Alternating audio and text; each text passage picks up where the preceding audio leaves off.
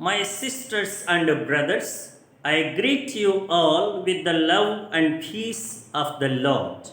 I invite you to meditate together with me on the holy word of God of 2nd December 2021.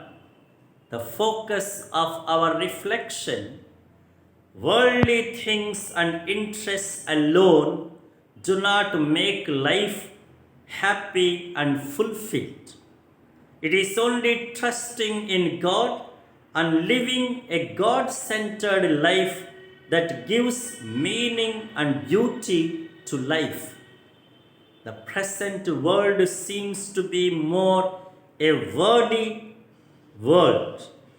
This means that it indulges more in words and engages less in actions. It tries to allure or deceive by great words, but does little to follow those words.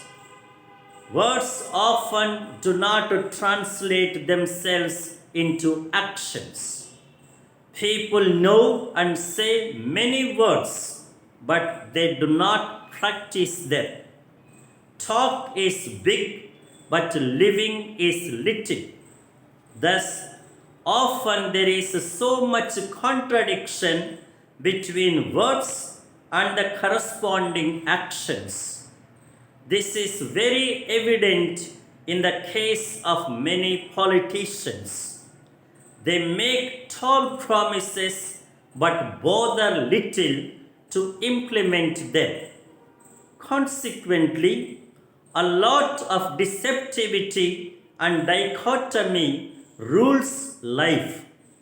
It is this gap between words and actions that Jesus points to in today's gospel. He states clearly, "Not everyone who says to me, 'Lord, Lord,' will enter the kingdom of heaven, but the one who does the will of my Father who is in heaven." Those who ensure words become deeds, those who live what they believe, those who practice what they profess are really wise.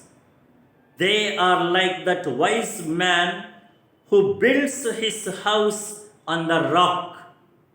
Whatever be the adverse situations like rain, floods, and wind, nothing can make it fall because it is founded on the rock.